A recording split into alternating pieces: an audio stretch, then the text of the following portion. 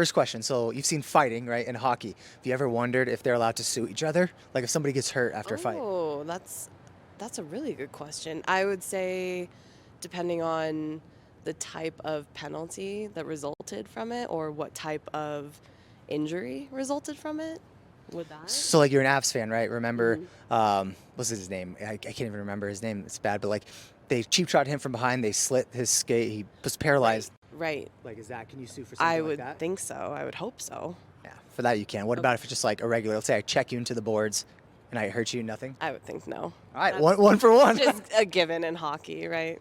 It's called assumption of the risk. Like you assume the risk Sure. of by the sport that you're playing. Right. What about if, kind of type of question, like what if you do a slap shot and the slap shot goes straight into somebody's nose, breaks their nose, and they're out for the year? I would think that's another assumption of risk, right? What if it's on purpose? Ooh, intentional injury by slap shot. I would think you would be liable for that, right? I mean, nobody's going to come out and say, yeah, I did it on purpose, right? It'd be hard to prove. True. Yeah.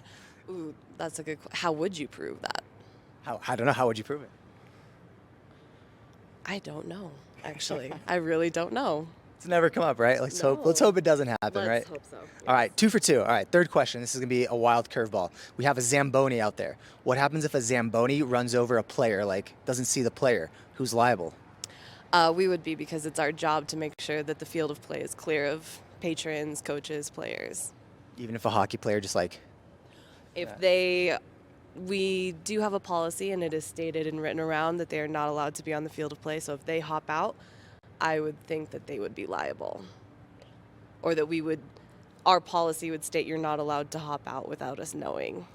but if you're driving a Zamboni, We keep an eye out? Yes, absolutely. If any, and that goes for pucks, equipment, players. If somebody comes out, we stop our cut and we drive off of the rink. You know so much about law. High five. Hockey and law expert over here. Sean, it was nice to meet you. Nice to meet you.